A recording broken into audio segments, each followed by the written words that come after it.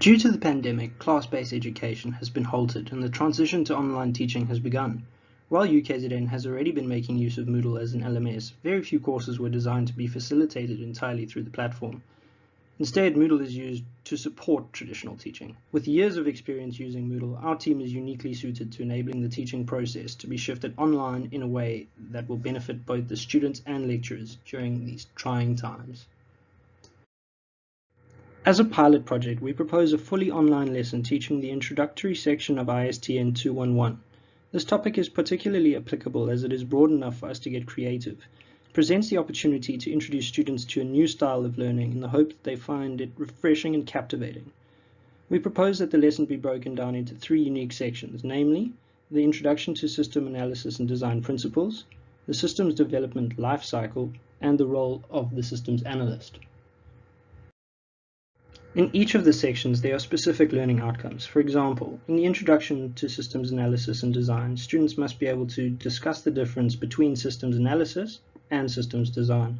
In the SDLC, students must be able to list and explain the 5 phases of the SDLC. In the role of a systems analyst, students must be able to explain why ethical behavior is crucial for a systems analyst's career. A constructivist pedagogical approach that aims to encourage our students to be active in the learning process will be used. In each section, students will be learning by applying one or more of the activated classroom teaching digital pedagogies, which are curation, conversation, correction, creation, and chaos. The idea behind this teaching approach is to ensure that students learn in an active way. This means that students are expected to not just sit and read, but to actively participate in the learning process. Active learning has been proven to greatly improve the learning experience of students, as well as increasing their engagement and retention. For each section, students will be involved in activities that require curation and conversation. For example, they could be required to find articles on the respective lesson topics and write a summary of what they have learned, which they will then upload to a Moodle discussion forum for peer review. As an extension, students may be required to post a question and answer at least one question from their fellow students.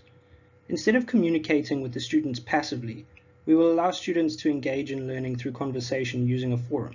Students will be able to view the forum's posts and communicate with each other through comments.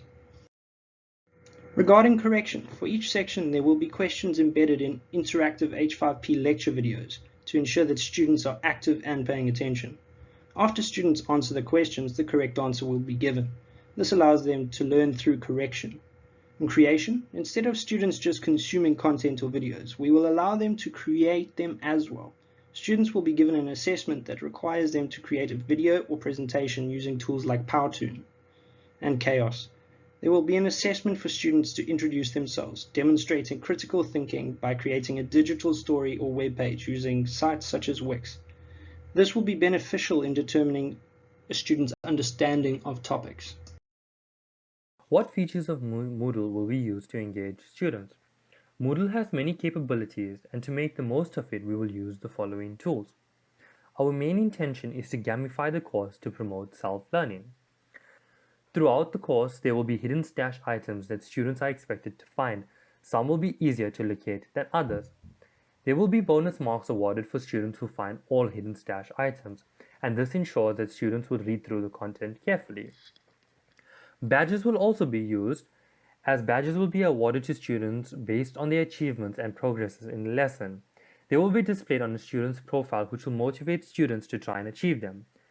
Upon completion of the lesson, each student will be issued with a digital certificate of completion.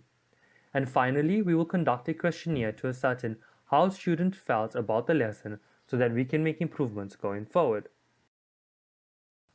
In terms of interaction, the lesson will be split up into different sections containing various activities so that students can easily understand the layout and will be able to navigate through the content easily.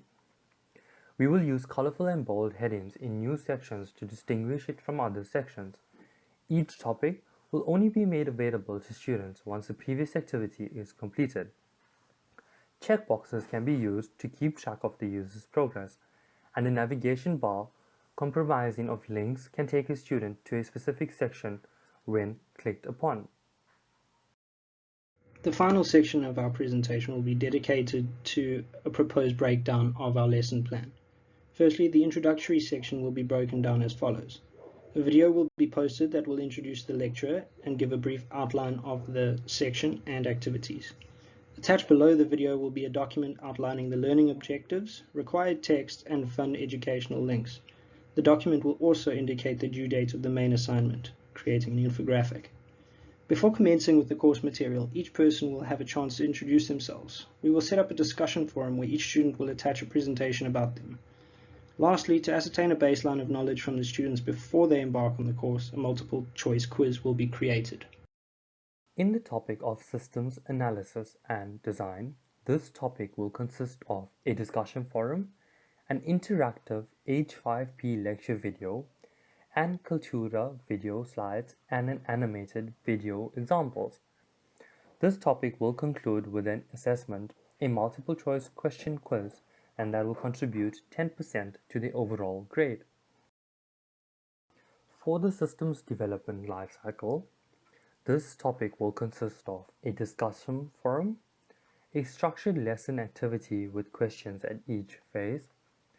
There will also be multiple choice question quiz to test the students' knowledge, which will contribute 10% to the overall grade.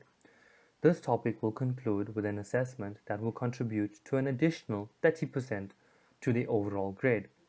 Students are required to create a video presentation on the systems development lifecycle using Powtoon.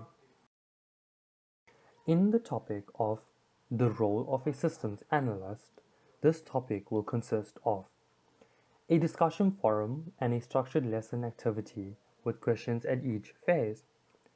There will be multiple choice question quiz to test the students' knowledge, which will contribute to a further 10% of the overall grade. The final project will contribute to 30% of the students' overall grade, which will require the students to be grouped and focus on one of the topics listed above.